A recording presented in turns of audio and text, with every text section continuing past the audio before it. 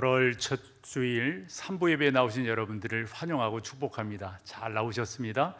다 같이 우리 자리에 일어서셔서 사도신경으로 우리의 흔들리지 않는 신앙을 고백하겠습니다.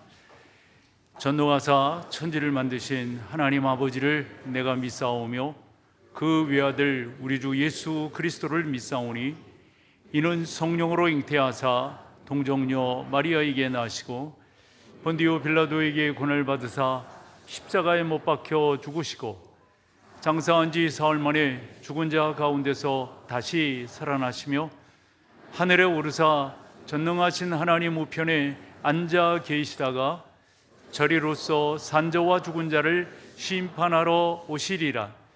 성령을 믿사오며 거룩한 공회와 성도가 서로 교통하는 것과 죄를 사하여 주시는 것과 몸이 다시 사는 것과 영원히 사는 것을 믿사옵나이다. 아멘. 아멘. 창조주 하나님을 찬양합니다.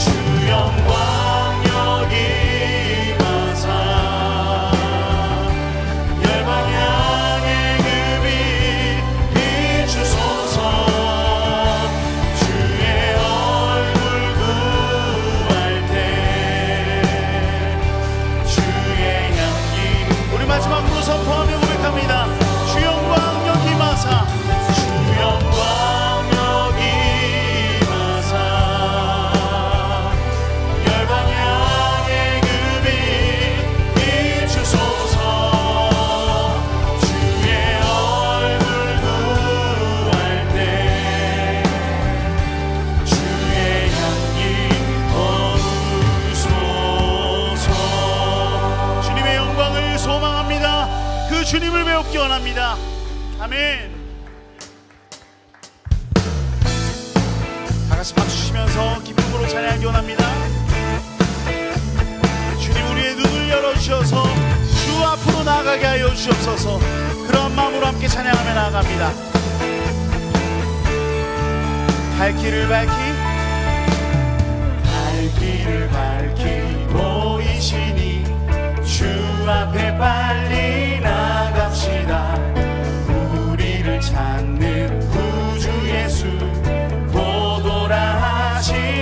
갈 길을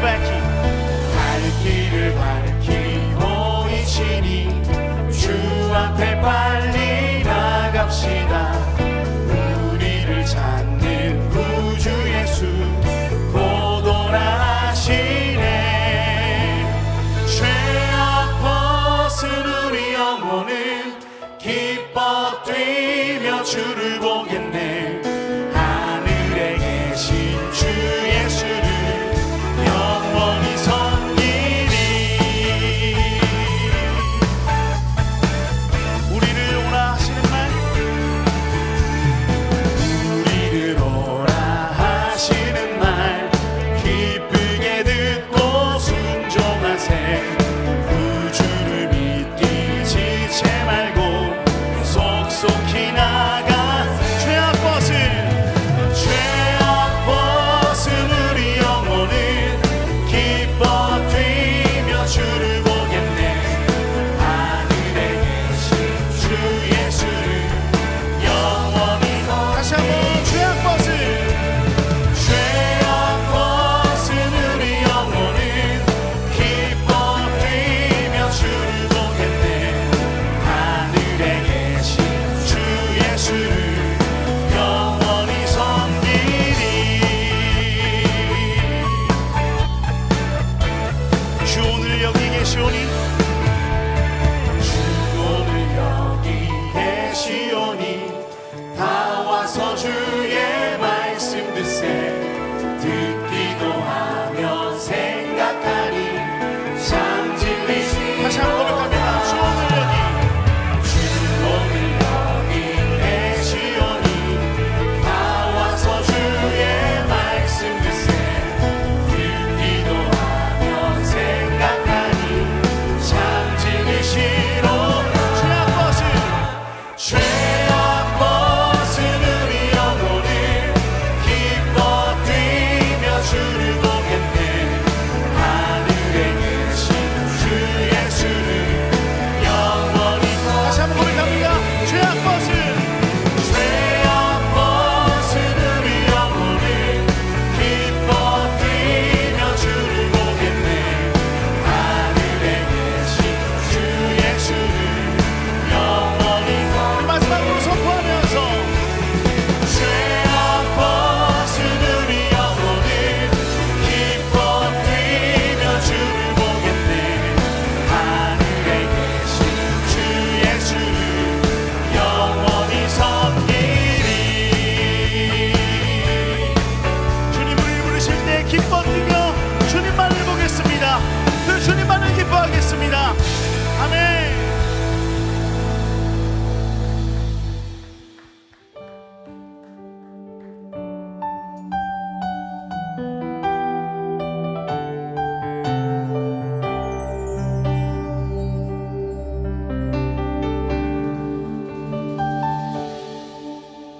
주님 내 마음 모아 주 바라봅니다. 눈 떠 주 보게 하소서. 오 주님 내가 주께 가오니 말씀하시고 새롭게 하소서. 주님 내 맘 모아, 주님 내 마음 모아 주 바라봅니다. 눈 떠 주 보게 하소서. 오 주님 내가 주께 가오니 말씀하시고 새롭게 하소서.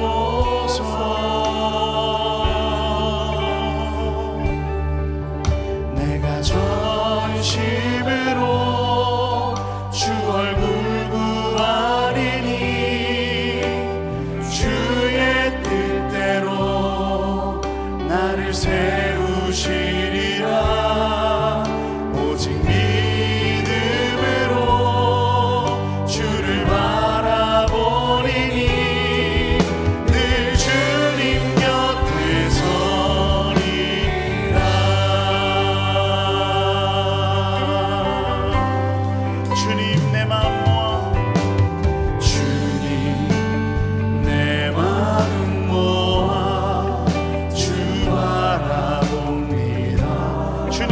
하소서. 오 주님, 오 주님, 내가 주께 가오니 말씀하시고 새롭게 하소서. 내가 전심으로 주 얼굴 구하리니 주의 뜻대로 나를 세우시리라. 오직 믿음으로 주를 바라보리니 늘 주님 곁에. 다시 한번 고백하며 나아갑니다. 내가 전심으로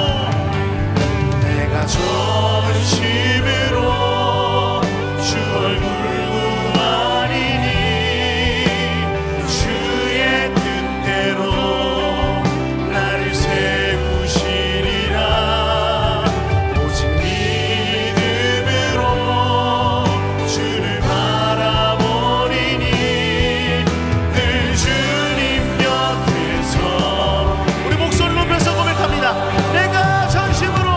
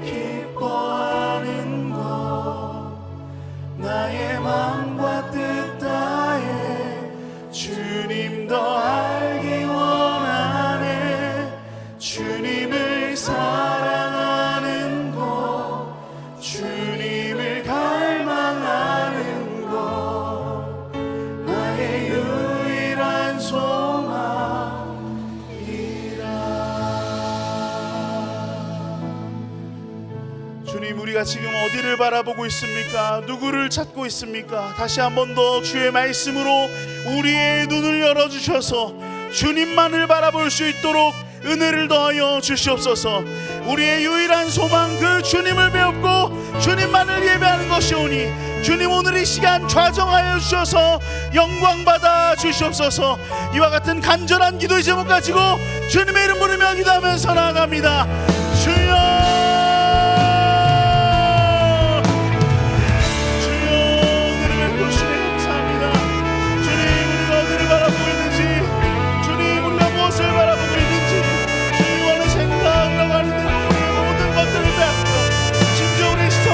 주님이 아니다는 것을 밝혔으니 주여, 우리를 긍휼히 여겨주시어 온전히 하나님을 찾고 구하며 주님만을 소망할 수 있는 은혜를 함께하여 주옵소서. 주님만을 구합니다. 주님만을 바랍니다. 주님, 우리의 눈을 열어주시옵소서. 주의 말씀으로 우리를 가르치시고 주의 말씀으로 우리를 은기하시고 온전히 하나님 안에 다른 것들의 시선을 빼앗긴 것들을 회개하며 하나님의 그 얼굴을 구하며 하나님의 그 전체를 온전히 우리가 배웠고 온전히 우리가 그 주님을 기뻐할 수 있도록 은혜를 베푸시고 함께하여 주옵소서. 그래서 오직 주님만 바라며 나갈 수 있도록 함께하여 주옵소서.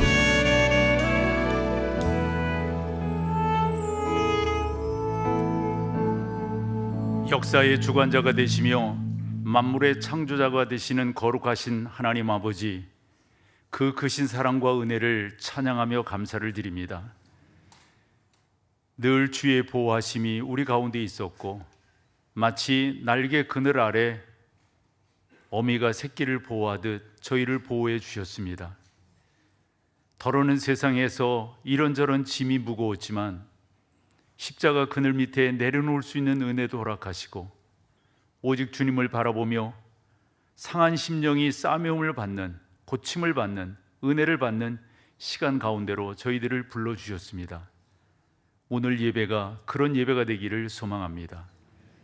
지난 시간 가운데 우리의 혹여 잘못된 것이 있다면 다시 한번 주 앞에 구하오니 주여 용서하여 주시고 주의 보혈로 정결함을 얻는 귀한 시간이 되게 인도하여 주시옵소서.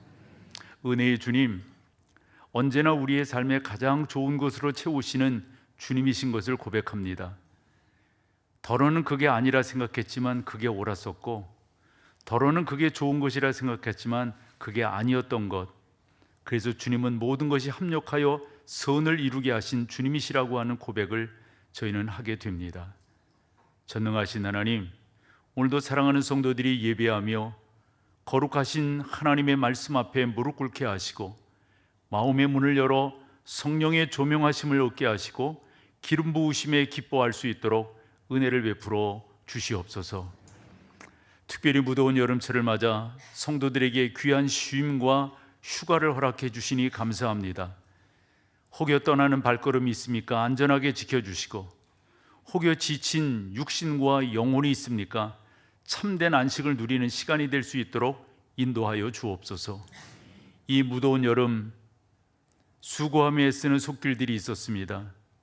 특별히 주일학교 여름 사역을 위해 수고했고 단기 선교 일정 가운데 우리 하나님 함께 하셨고 수고한 손길들을 위로 격려해 주신 줄로 믿습니다. 오늘 또 발걸음을 떠나는 우리 의료선교 이진을 주님 붙들어 주시고 그분들이 주의 은혜 가운데 사역을 잘 감당할 수 있도록, 더불어 이번 주간에 상주 사역 20주년 기념 예배가 있는데 그 예배 또한 붙들어 주시고 상주 지역을 향한 우리 청년들의 그 땀 흘리는 그 수고와 그 귀한 헌신에 하나님께서 아름다운 열매들로 맺히게 하실 줄로 믿습니다. 땅끝까지 이르러 내 증인이 되라 하신 지상명령을 받들어 전 세계 오지에 흩어진 복음의 씨앗을 뿌리는 우리 GMS 선교사들을 선하게 인도하시고 그들을 통하여 하나님의 놀라운 역사가 일어남을 친히 경험할 수 있도록 인도하여 주옵소서. 이 나라와 민족을 불쌍히 여겨주시기를 소망합니다. 특별히 지도자들에게 은혜를 주시기를 원합니다. 저희가 바라는 것은 하나님을 두려워하고 하나님을 경외하는 지도자들이 될 수 있도록 인도하여 주시옵소서. 백성을 사랑하는 지도자들이 될 수 있도록, 위정자들이 될 수 있도록 은혜를 베풀어 주시기를 빌고 원합니다.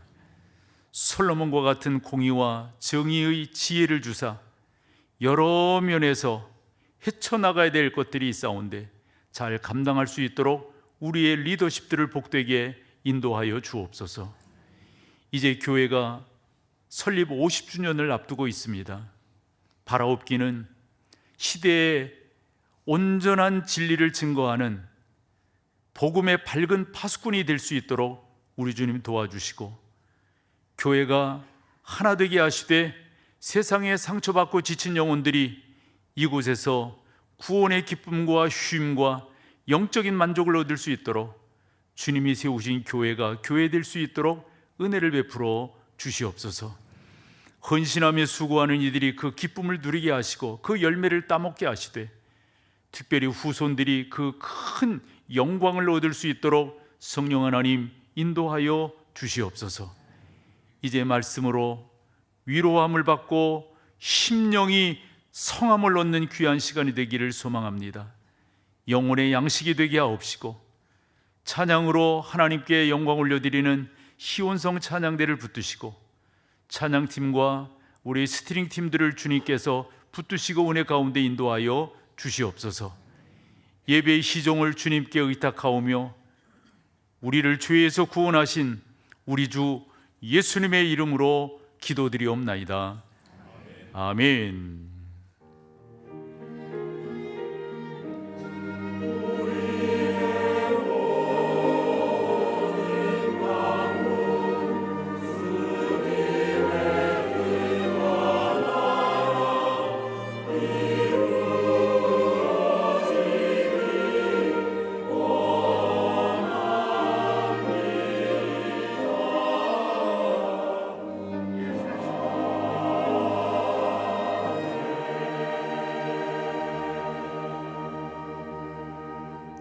감사합니다. 오늘 함께 나눌 하나님의 말씀은 신약성경 마태복음 6장 22절 23절 두 절 말씀을 오늘 본문으로 보겠습니다. 오늘은 한 목소리로 같이 읽으시죠. 함께 합니다. 눈은 몸의 등불이니 그러므로 네 눈이 성하면 온 몸이 밝을 것이요 눈이 나쁘면 온 몸이 어두울 것이니 그러므로 내게 있는 빛이 어두우면 그 어두움이 얼마나 더하겠느냐. 아멘.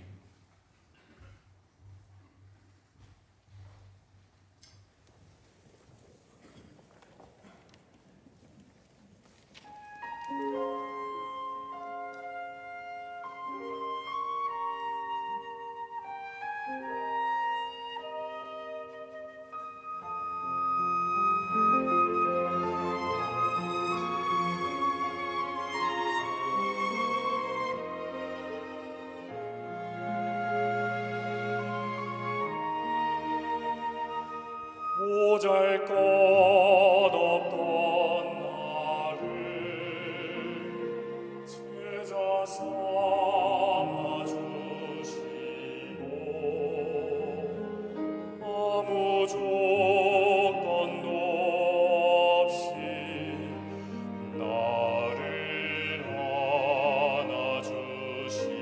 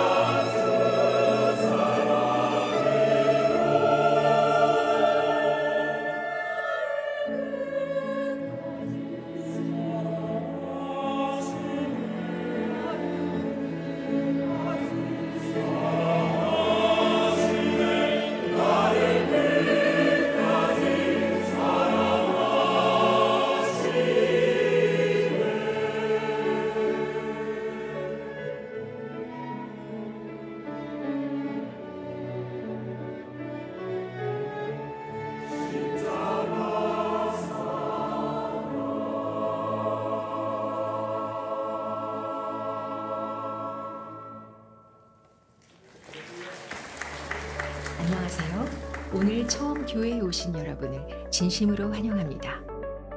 예배로 승리하는 목동제일교회 8월 2일 소식입니다. 첫 소식은 어와나 모집 안내입니다.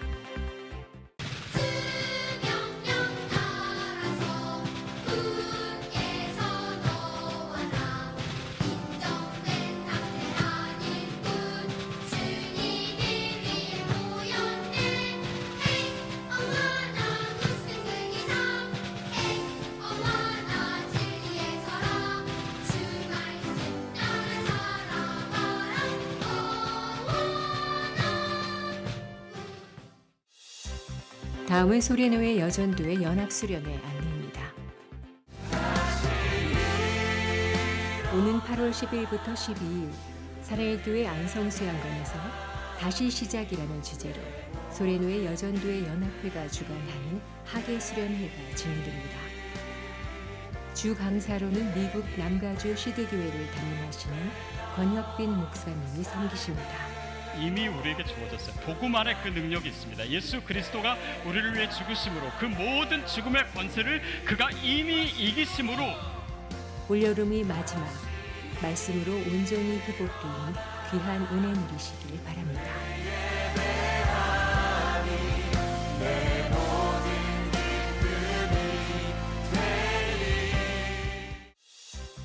다음은 태국 의료 선교 안내입니다. 예수님의 이름으로 기도합니다.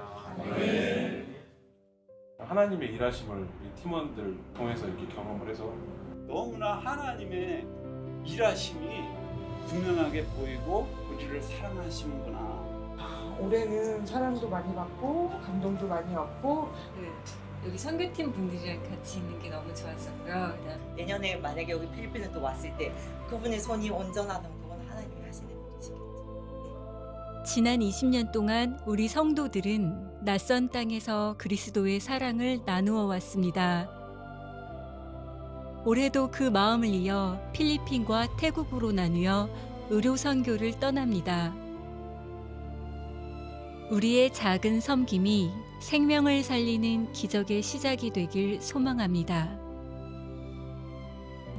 의료팀을 통해 예수님의 사랑과 치유가 태국 사람들의 마음의 문을 활짝 열게 할 줄로 믿습니다. 환영합니다.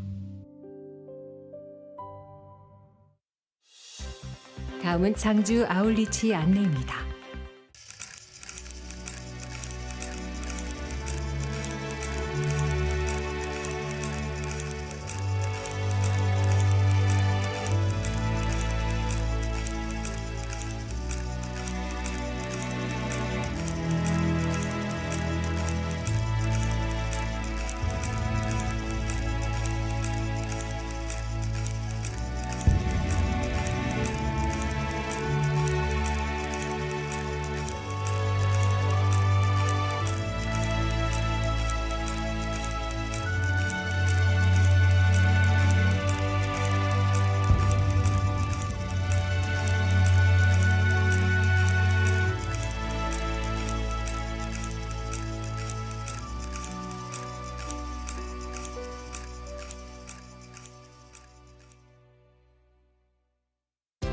MDC 주요 단편 소식입니다.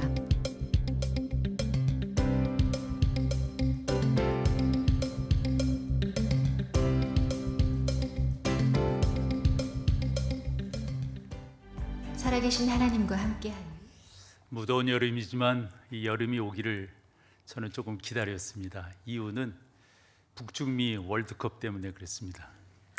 좋은 성적을 우리나라가 거두었으면 좋겠지만 그렇지 못한 게 못내 아쉬운데 어쨌건 스페인의 우승으로 결말이 났습니다. 축구를 보면서 뭐 이런저런 말들을 많이 하고 또 우리나라에 대해서 평가들도 많이 하는데 저는 뭐 계속적으로 우리에겐 희망이 있다라는 생각을 갖습니다. 축구는 뭐 유럽과 남미 이렇게 양대 축을 이루고 있다 하는 게 이번에도 잘 여실히 증명되지 않았나 싶어요.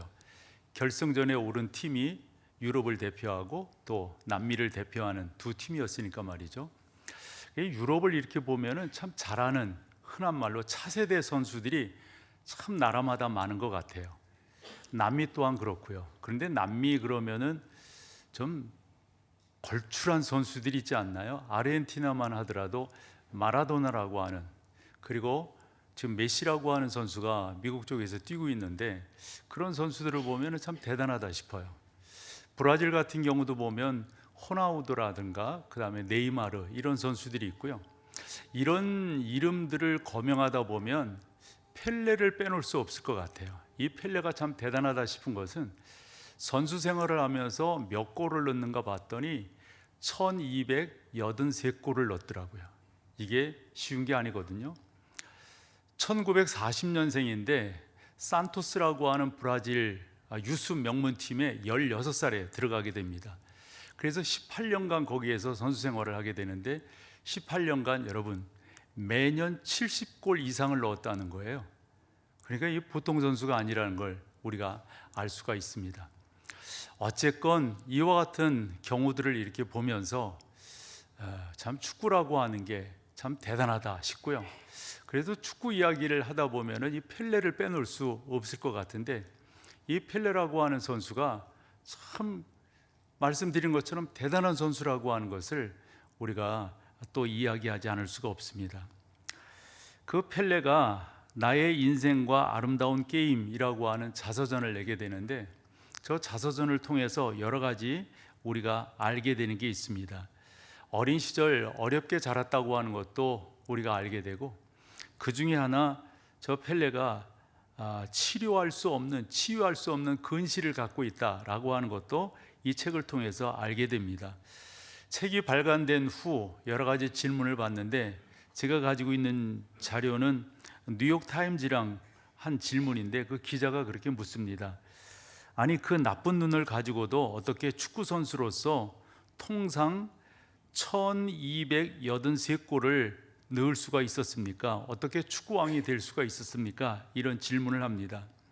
그때 이 펠레의 대답이 우리로 하여금 생각하게 하는 답을 합니다. 나는 근시 때문에 지장받은 적이 한 번도 없습니다. 그러면서 하는 말이, 내게는 말초적인 감각, 즉 감각적 시력이 발달되어 있기 때문에 나에게 근시는 문제가 되지 않습니다 라는 말을 하고 있는 것이죠. 우리가 종종 이런 이야기를 듣곤 해요. 어떤 선수가 좋은 성적을 발휘했을 때 어떻게 그렇게 하게 되었어요? 그러면은 오늘따라 이런 말을 한다고요. 어느 선수가 그날따라 골프를 잘 쳤습니다. 어떻게 오늘 그렇게 잘 치게 되었어요? 오늘따라 홀컵이 크게 보이더라. 뭐 이런 얘기 하잖아요. 우리나라는 양궁이 어느 나라보다도 강한 나라인데, 그 양궁을 하는 선수들을 이렇게 보면은 뭐 금메달을 따거나 좋은 성적을 내거나 세계 신기록을 이렇게 낼 때 들어보면은 오늘따라 관역이 크게 보였다는 거죠. 말인즉슨 육신의 눈만으로 모든 것을 하는 것이 아니라 이 심리적인 것으로, 이 자신감으로, 또한 통찰력으로 뭔가 한다 하는 것을 우리가 알 수가 있습니다. 그러니까 육신의 눈이 근시라고 해서 핸디캡으로 다른 어떤 것을 못하는 것이 아니라, 펠레 같은 경우는 정신력으로 또한 감각적 시각을 갖고 귀한 일들을 감당했다 하는 것이죠. 함으로 여러분, 우리가 무엇을 본다고 하는 게 그만큼 중요합니다. 미국과 소련 사이에 1950년대부터 70년대까지 경쟁이 붙게 되는데, 그게 바로 우주 경쟁입니다. 1957년부터 75년, 61년에 존 F 케네디부터 74년 리처드 닉슨까지 이렇게 대통령이 지내오면서 어떻게 소련과의 이 우주 전쟁에서, 우주 경쟁이 있어서 우위를 다질 것인가, 그러면서 내놓은 것이 아폴로 프로젝트이거든요. 근데 이 아폴로 프로젝트를 내놓았어도 사람들이 시큰둥하게 반응하게 됩니다. 그때 사진 한 장이 많은 사람들의 마음을 사로잡게 하고, 많은 그 어떤 의견들 또 여론들을 이렇게 환기시키는 역할을 합니다. 그 사진은 지구 도지 사진이다 하는 건데요. 이 우주라고 하는 게 캄캄하다 이렇게 생각을 해요. 그런데 저렇게 초록빛 한 행성을 우주에서 찍게 됩니다. 바로 지구입니다. 저게 뭐냐? 사람들은 바깥에서 지구를 본 적이 없었어요. 그런데 저 사진이 발표되면서 사람들에게 환기가 일어나게 됩니다. 우리가 우주를 개발해야 되겠다. 우리가 나름대로 자연을 잘 보호해야겠다. 그래서 환경 보호가 저 사진이 있은 후 많이 활성화되어졌다라고 하는 것이죠. 그러니까 무엇을 보느냐, 어떻게 보느냐, 어떤 자세이느냐가 상당히 중요하다라고 하는 겁니다. 이스라엘 사람들은 눈이라고 하는 단어를 오프달모스라고 하는 단어로 쓰는데, 저건 단순히 그냥 육신의 눈이 아니라 저 표현은 샘 또는 원천, 이런 의미를 담고 있습니다. 그만큼 어떻게 보느냐가 중요하다. 어떻게 보느냐에 따라서 그것이 원천이 되고 그것이 중심이 되어진다라고 하는 말이 될 것입니다. 오늘 성경에서도 그런 말씀을 하고 있는 것이죠. 어떻게 보느냐, 무엇을 보느냐, 이게 중요하다라는 겁니다. 제가 만난 사람 중에는 세계적 그 장애인으로서 세계적인 그러한 고 강용호 박사를 몇 차례 인터뷰한 적이 있습니다. 근데 저분을 뵈면서 감사했던 것은 시각장애를 시각장애로 여기지 않는다라고 하는 것이었고요. 또 하나 저분이 간증하면서 자랑스럽게 생각하고 또 감동을 먹었던 것은 자녀들이 조금도 어둡지 않게 두 아들이 컸다라고 하는 겁니다. 만날 때 두 아들에 대해서 이런저런 이야기를 할 때 큰 아들이 안과 의사라고 하는 것을 알게 되었습니다. 둘째는 법률가였는데요. 그때 인터뷰를 하면서 제가 우문을 던지게 됩니다. 아니 박사님, 아들이 안과 의사고 그러니까, 그리고 또 이분이 대학 다닐 때 축구공에 맞아가지고 실명을 하게 되는 거거든요. 그러니까 예전에 본 적이 있었잖아요. 예전에 그 보면서 이렇게 큰 적이 있잖아요. 그래서 안과 의사고 하니까 좀 고치고 싶은 마음이 없으세요? 그랬더니 큰 아들도 그런 말을 했다는 거예요. 아버지 한번 검사하고 수술할 수 있으면 수술해 보자고.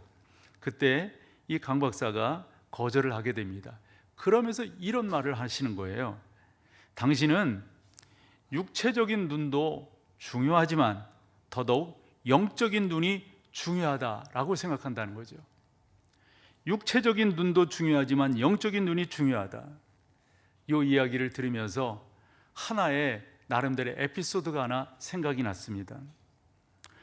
러시아를 대표하는 대문호가 있다고 하면 뭐 여러 사람을 이야기하지만 아마도 알렉산드르 솔제니친을 이야기하게 됩니다. 저 솔제니친은 자기의 작품을 통해서 이 소련의 체제에 대해서 계속해서, 그리고 자유라고 하는 것이 얼마나 중요한 것인가를 이 작품을 통해서 계속해서 주장하고 강조하고 이렇게 되는데, 나름대로 이 체제가 그를 가두고 있으니까 그러면서 이분이 선망하게 됩니다. 이 자유라고 하는 걸 경험하고 싶다. 이 자유의 꽃인 미국을 가보고 싶다. 이런 나름대로의 꿈을 갖게 됩니다. 그러던 중 소련이 76년에 이분을 이렇게 뭐라 그럴까요? 풀어주게 된다고 그럴까요? 이분에게 자유를 허락합니다. 그래서 이 솔제니친이 2년간 스위스에 있다가 이제 미국으로 와서 생활을 하는데, 여러분 그렇게 그리던 이 자유에 대한 만끽이니까 얼마나 좋았겠어요. 그런데 이분이 그곳에 살면서 다시금 자기 고향 소련을 그리워하게 됩니다. 자유를 그리워서, 자유를 동경해서 자유가 그렇게 좋다고 설파한 본인이었지만 정작 자유세계에 나와 보니까 실망이었다 하는 겁니다. 실망한 이유가 뭐냐라는 질문에 서구의 자본주의의 사회적, 도덕적 타락인 것을 이야기합니다. 물질적인 그러한 것에 찌들어 있는 이 민주사회, 이 자유세계에 대해서 나름대로 영적 공허함을 느끼게 됩니다. 사랑하는 여러분, 우리가 어떤 것을 보고 사느냐, 어떠한 가치관을 추구하느냐가 그만큼 중요한 것이 되겠죠. 강 박사께서, 저는 그런 생각을 해봐요. 왜 눈을 고치고 싶지 않았겠어요? 왜 나름대로 세상을 좀 더 환하게 보고 싶지 않았겠어요? 그런데 그분은 나름대로 생각이 있었던 겁니다. 그분이 마지막으로 쓴 책 제목이 훨씬 더 의미가 있는데, 보여주시면은 저 제목은 다름이 아니라 내 눈에는 희망만 보였다 이겁니다. 눈은 정작 안 보잖아요. 그런데 당신의 눈에는 희망이 보였다는 거예요.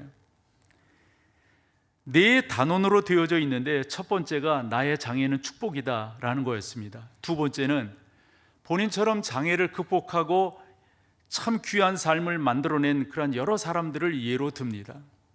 헬렌 켈러, 그 다음에 다케오, 루즈벨트 같은 경우는 미국의 대통령이지만은 이 다리를 저는 장애를 갖고 있었잖아요. 그 다음에 또 하나 예로 든 게 크리스토퍼 리브입니다. 이 크리스토퍼 리브는 우리가 잘 아는 영화 배트맨의 주인공입니다. 그러나 그가 말을 타다가 낙상해가지고 중추신경을 다쳐서 휠체어를 타고 다니는 그런 입장이잖아요.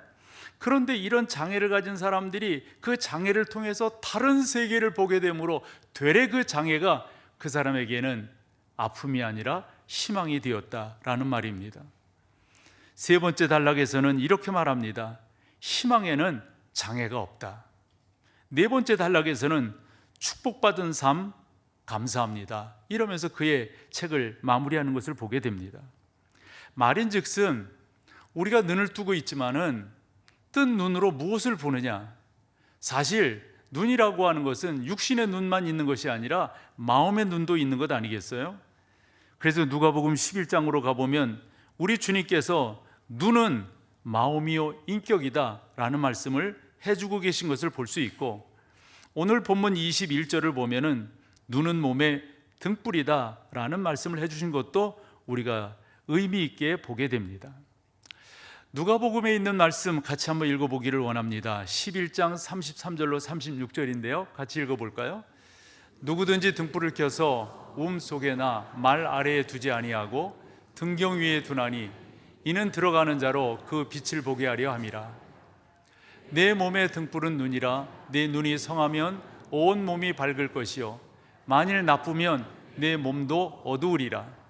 그러므로 내 속에 있는 빛이 어둡지 아니한가 보라. 마지막, 내 온 몸이 밝아 조금도 어두운 데가 없으면 등불의 빛이 너를 비출 때와 같이 온전히 밝으리라 하시니라. 아멘. 눈이라고 하는 것은 이만큼 여러 각도에서 조명해 낼 수가 있습니다. 그런데 여러분, 오늘 성경도 그렇고 우리가 일반적으로 이런 표현을, 저 사람은 눈이 흐려, 저 사람은 뭔가를 보지 못해. 오늘 성경에 봤더니 그것을 재해석해 보면 나쁜 눈이 있다는 거예요. 그 나쁜 눈은 어두워서 제대로 보지 못한다는 것이죠. 예를 들어 보면 이런 거 아닐까요? 여러분, 가룟 유다라는 사람을 한번 생각해 보세요. 3년 동안 예수님과 함께 지내며 기적을 체험했고 능력을 눈으로 보았습니다. 얼마나 수많은 말씀을 들었겠어요. 그런데 정작 마지막에 가서는 그의 스승을 은 30냥에 판다고요. 왜 은 30냥인가 봤더니 당시 사내들인 공회가 그렇게 정한 거예요. 저 예수라고 하는 자는 이 정도밖에 안 된다. 그 이 정도가 은 30이거든요. 그럼 이 정도밖에 안 된다가 뭐예요? 그 당시 노예 한 사람의 가격이 은 30이었습니다. 아니, 예수님의 그 수많은 기적을 보았고 능력을 체험했고 주님의 말씀을 들은 3년간 제자였었잖아요. 그런데 어찌하여 눈이 어두워졌단 말입니까? 왜 보지 못한단 말입니까? 뭐가 그의 눈에 씌워졌기 때문에 보지 못했단 말입니까? 또 하나의 예를 들어보면 마태복음 14장과 마가복음 6장에 나오는 내용인데요, 풍랑을 만난 제자들입니다. 사실 풍랑을 만나기 이전에 제자들이 오병이어의 사건을 경험합니다. 얼마나 놀랍습니까? 물고기, 보리떡 이걸로 말이죠, 5천여 명 이상을 수많은, 그리고 남은 것을 거두었더니 12바구니. 이런 기적이 어디 있어요? 이것을 체험한 당시 사람들이 저런 분이 우리의 왕이 되면 좋겠다 싶어가지고 예수님을 왕으로 삼으려고 그러잖아요.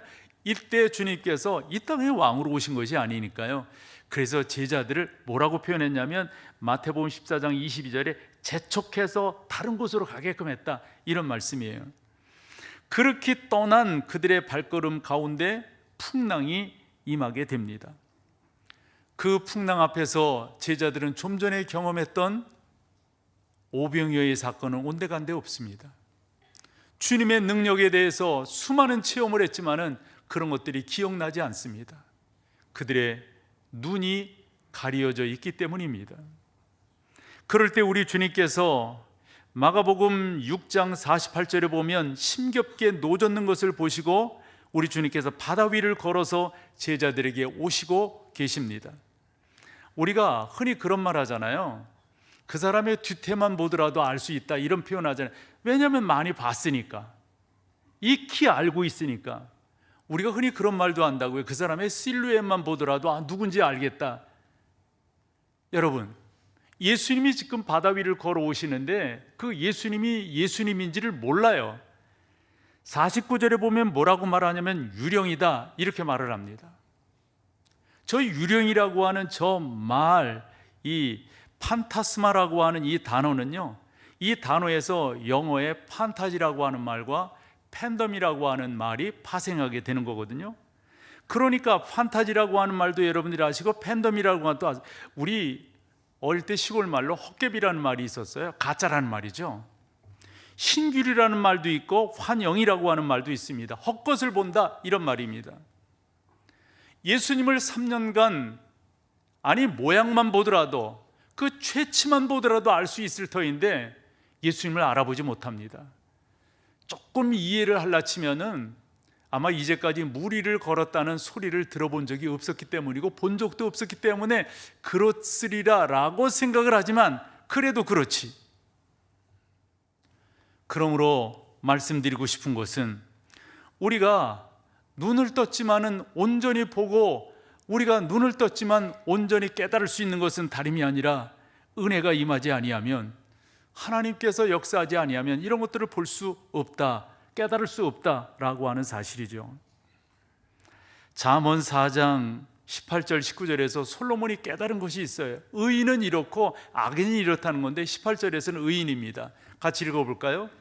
의인의 길은 돋는 햇살 같아서 크게 빛나 원만한 광명에 의인은 저렇게 가는 거예요. 그런데 19절, 악인의 길은 어둠 같아서 어떻다고요? 그가 걸려 넘어져도 그것이 무엇인지, 그러니까 넘어지긴 넘어졌는데 왜 넘어지는지를 모르는 거예요. 왜일까요? 가려져 있으니까. 왜일까요? 뭔가 씌어져 있으니까 그런 거라고요. 아이리스 컬리라고 하는 그 미국의 저명한 기독교 교육학자이고 영성 신학자입니다. 이 사람이 책을 낸 것이 우리나라 말로 번역이 되어 있는데 영적 성장을 위한 교육이라고 하는 제목으로 번역이 되어 있습니다. 이 책에서 컬리라고 하는 사람이 주장하는 게 뭐냐면 현대인들은 왜 평안이 없느냐 이거예요. 근데 이 현대인들 안에는 예수 믿는다고 하는 사람들도 그 범주 안에 들어가는 거거든요. 여러분 생각해 보세요. 예수 그리스도를 내가 영적으로 영접했어요. 그분으로 인하여 내가 본 어게인 되었어요. 그럼 우리 가운데 나타나는 사실적 현상이 뭡니까? 사실적 현상이 그게 평안 아닌가요? 예수님이 내 안에 계시다라고 하는 걸 뭘로 증거할 수가 있냐고요? 그것에 여러 증언 또 여러 논리적 반박들이 있을 수 있지만은 가장 중요한 것 중에 하나가 평안이에요. 다르게 평강이에요. 우리 주님은 말씀하셨어요. 너희는 염려하지 말아라. 근심하지 말아라. 하나님을 믿는 것 같이 나를 믿어라. 우리 주님께서 제자들에게 평안을 주신다고 했어요. 그때 제자들이 물어요. 그 평안이 뭔데요? 그게 요한복음 14장 27절입니다. 그때 우리 주님의 답이 뭡니까? 내가 주는 것은 세상이 주는 것과 다르다. 세상은 조건적이에요. 그러나 주님이 주시는 평안, 평강은 조건적이지가 않습니다. 이건 철저하게 주어진 은혜입니다. 하나님의 은혜가 나를 두루 감싸고 있다면 내 안에서 나타나야 될 것이 평안이에요. 여러분 예수 그리스도를 만나면 그렇게 되는 거라고요. 그래서 우리가 성경을 보면 부활하신 우리 주님께서 제자들에게 나타날 때마다 늘 하신 말씀이 뭐예요? 너희 가운데 평안이 있느뇨? 또 평안하뇨? 그 이유가 어디 있어요? 예수 그리스도를 내가 믿었다고 하는 참된 증거가 여러분 내 안에 있는 평안이란 말이에요. 이것은 세상에 주는 게 아니에요. 예수 그리스도로 말미암아 주어지는 겁니다. 한데 아이리스 컬리는 하는 말이 예수 믿는 사람 가운데도 평안이 없는 것을 많이 발견하게 된다는 거예요. 그래서 이분이 나름대로 연구를 해보면서 쭉 그 요인을 이야기하는데 여러분들이 소개할 수 있는 게 3가지 정도 되더라고요. 첫 번째는 불안 때문에 평안이 없다는 거예요. 이 불안이 뭔가 봤더니 미래의 불확실성에 대한 불안 때문이라는 거예요. 이해하죠. 저나 여러분들이 이해 못할 리가 없죠. 그런데 여러분, 여기에서 우리가 분명히 하나 짚고 넘어가야 될 것은 예수 그리스도를 믿는다고 하는 것은 내 미래에 대한 보증수표를 받았다라고 우리가 믿어야 되는 겁니다. 그런데 예수 그리스도를 믿었음에도 불구하고 내일 어떻게 될까? 주님 말씀하신 게 늘 맞아요. 무엇을 먹을까? 무엇을 입을까? 어디에서? 이런 식으로 계속 염려하고 근심하게 되는 것이죠. 나름대로 사람들은 그것이 있으면 평안하다고 생각했어요. 그것이 채워지면 괜찮을 거라고 생각했어요. 내가 그 자리만 가면은. 그런데 웬걸 가졌지만 채웠지만 그 자리에 갔지만 불안함은 더해지더라 하는 겁니다. 여러분, 우리가 어려서부터 했던 찬송이 있어요. 이상하다 동전한 입입니다. 뭡니까 여러분? 이상해요. 움켜쥐면 움켜질수록 뭐예요? 없어지는 거예요. 그러나 쓰고 빌려주면 뭐예요? 더 풍성해지는 거예요. 저는 이 분석이 상당히 일리가 있다고 생각을 했습니다. 또 하나의 요인을 이야기하는데 그쪽 사람들도 그렇구나 라고 생각하는 게 뭐냐면, 분노가 사람들로 하여금 이 평안함을 유지하지 못하게 한다 하는 거예요. 이 분노라고 하는 것은 이렇게 보면은요, 우리나라의 이 뉴스만 보더라도 상당 부분이 여기에 들어가 있지 않습니까? 여러분들이 만약 뉴스를 한 1시간 정도 봤다면 아마 95%가 이런 거에 대할 거예요. 누구는 누구로 하고 누구는 누구로 어쩌고 저쩌고. 사랑하는 여러분, 주 예수 그리스도의 평안이 없으면은 분노가 채워지게 되어져 있습니다. 주 예수 그리스도의 사랑하심이 우리 가운데 채워지지 않으면 다른 엉뚱한 것이 채워지게 되어서 자꾸 섭섭한 마음이 들게 된다 하는 겁니다. 또 하나는 왜 불안한가, 또 왜 평안함이 없는가 살펴보았더니 어떤 힘을 의지하고 있는데 그 힘이 그런 것을 채워주지 못하기 때문에 그렇습니다. 그러므로 사랑하는 여러분, 오늘 성경에서 우리 주님이 하시는 말씀이 딱 맞는 거예요. 눈이라고 다 눈이 아닌 거죠.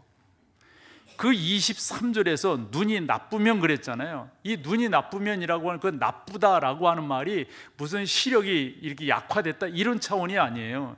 이 나쁘면이라고 하는 말이 사실은 타락했다라고 하는 의미가 더 강해요.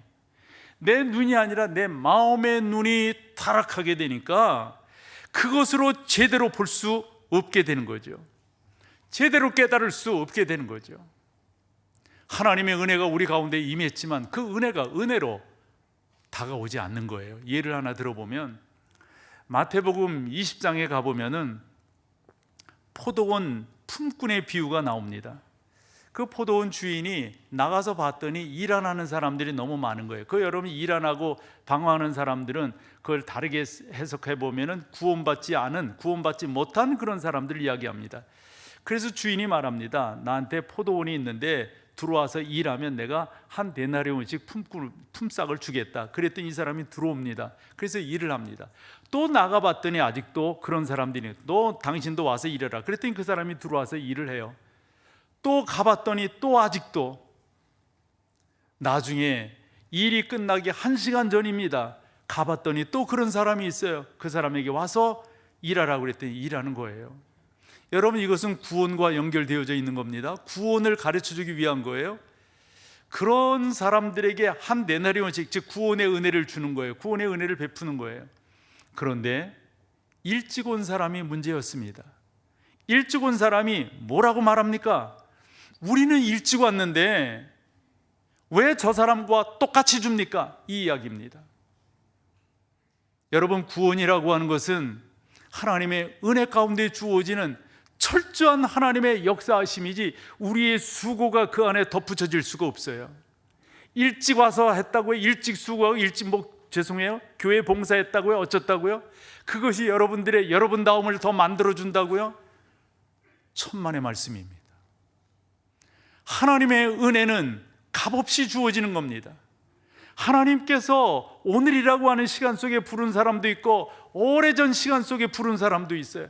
다 구원이라고 하는 것은 똑같이 한 데나리온이라고 하는 가치로 주어지듯이 주어지는 겁니다. 그런데 불평합니다. 왜 불평합니까? 제대로 된 눈을 갖고 있지 않기 때문입니다. 그래서 우리 주님께서 마태복음 20장 15절에 뭐라고 말하냐면 이렇게 말씀합니다.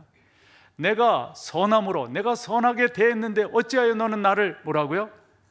악하게 보느냐.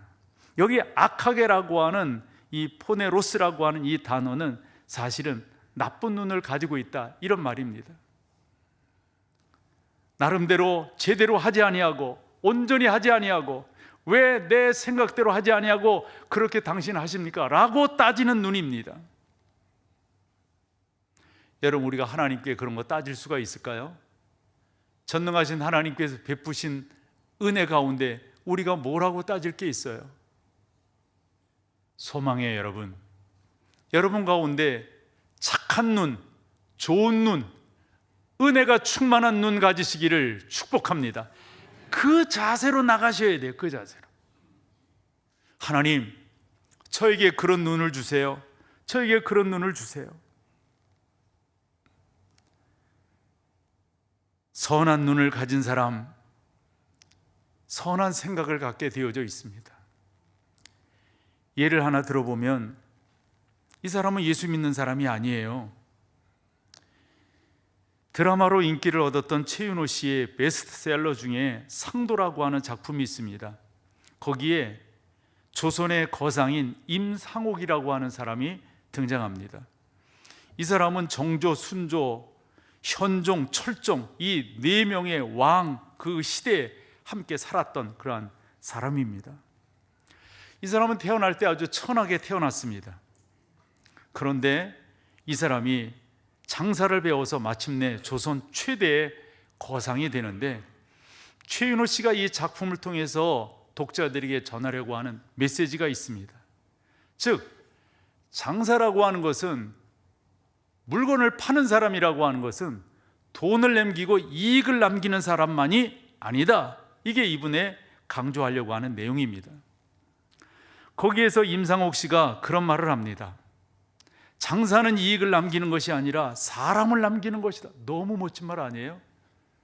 웬만하면 이럴 때 아멘하고 그러던데, 사람을 남기는 거 너무 멋진 말 아니에요?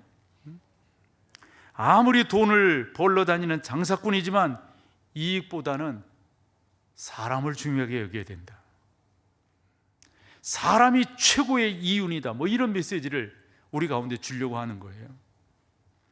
저는 이걸 보면서요, 야, 참, 우리가 예수 그리스도를 믿는다고 하지만 나와 함께하는 사람들에 대해서, 내가 알고 있는 사람들에 대해서, 또 내가 알려고 하는 사람들에 대해서 나는 어떤 태도를 취하고 있는가 생각해 보지 않을 수가 없습니다. 저는 요즘 감사하는 것이 있는데, 그 감사하는 것 중에 하나가, 제가 GMS 이사장 그 일 때문에 여러 사람들을 만나러 또 만나고 다니잖아요. 너무 감사하는 게 있어요. 뭐냐면, 여러분, 전국에 너무 훌륭한 목사님들이 많으세요. 아, 저분은 저렇게 목회하시는구나.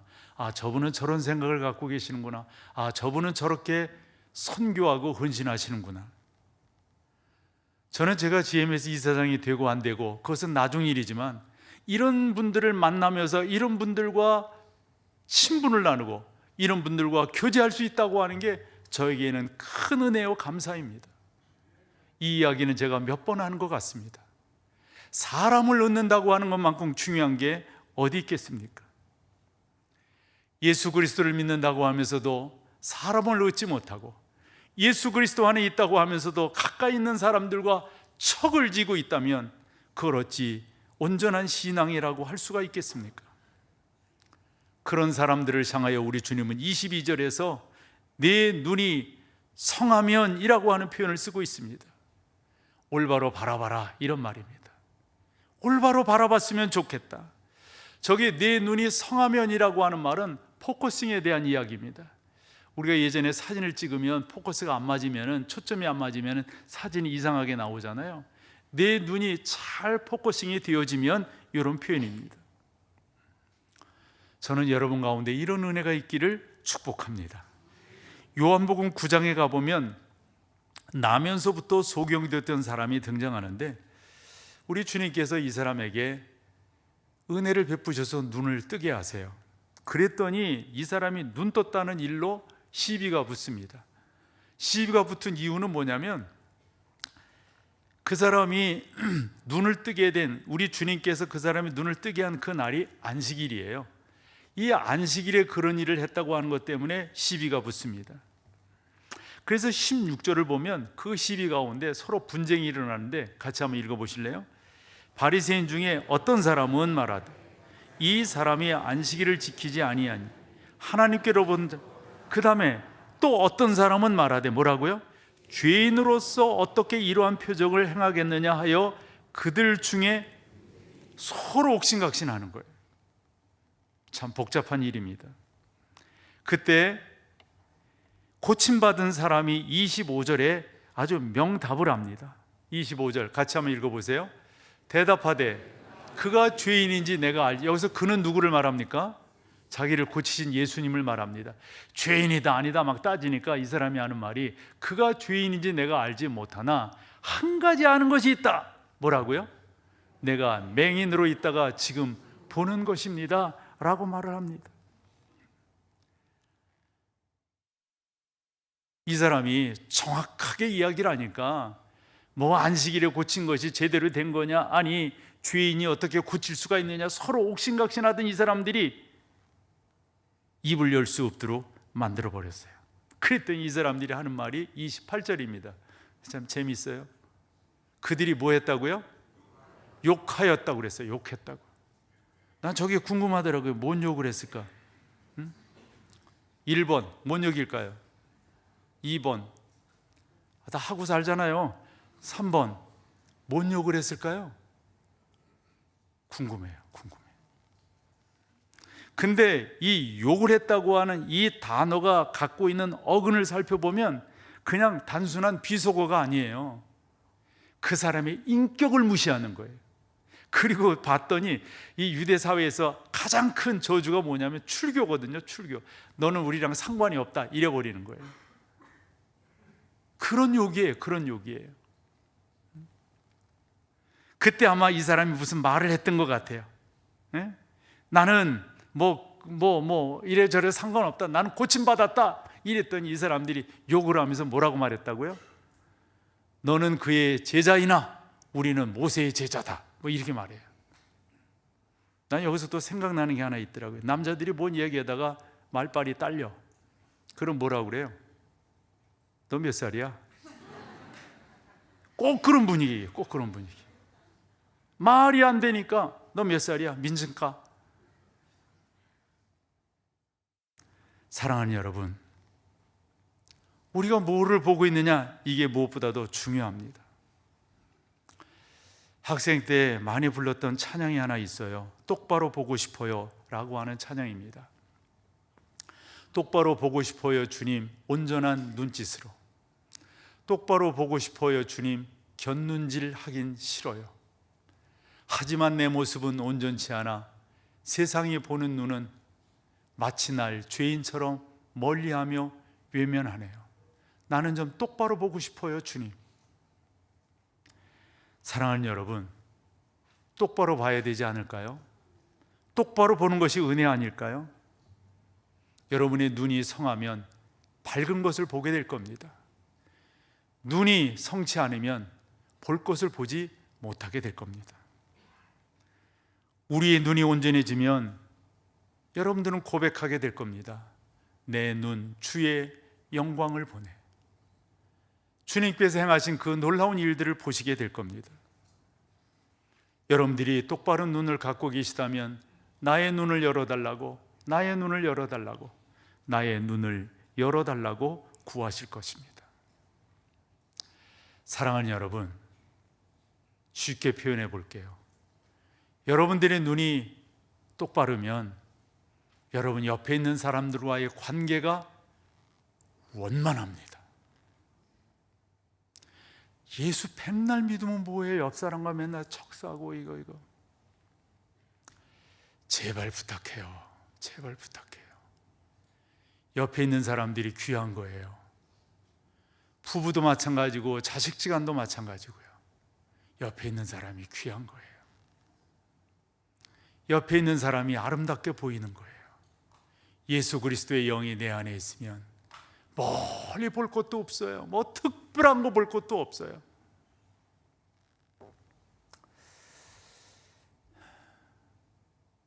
저도 뭔 얘기를 하면 듣고 싶은 말들이 있잖아요. 듣고 싶은 말이 있어요. 사람이 이렇게 기분 좋게 말을 하는 사람이 있는가 하면 뭔가 이렇게 걸고 넘어지는 사람이 있어요. 저도 그런 말 듣기 좋아해요. 듣고 싶어요. 근데 요즘 너무 식상해서 좀 그렇지만, 목사님 참 목사 같지 않네요. 이런 말 듣고 싶겠어요? 목사 뭐 이렇게 전형이 있어요. 전형이 있어요. 그렇지 않다는 거예요. 좋은 말이긴 하지만 목사를 목사로 봐줘야 되지 않겠어요? 요즘 이런 말도 종종 들어요. 그 말도 그렇게 기분 나쁘지 않아요. 뭔 말이냐면, 목사님 참 피부가 좋네요. 그렇게 기분 나쁘지 않아요. 옆 사람 좋은 말 한번 해주실래요? 좋은 말 한번. 좋은 말. 여러분들이 그렇게 세워져 나간다면 그게 되는 거라고 봐요. 온전한 눈 가지셔서 하나님을 찬양하는 여러분 다 되시기를 축복합니다. 자리에 일어나셔서 마지막으로 찬양합니다.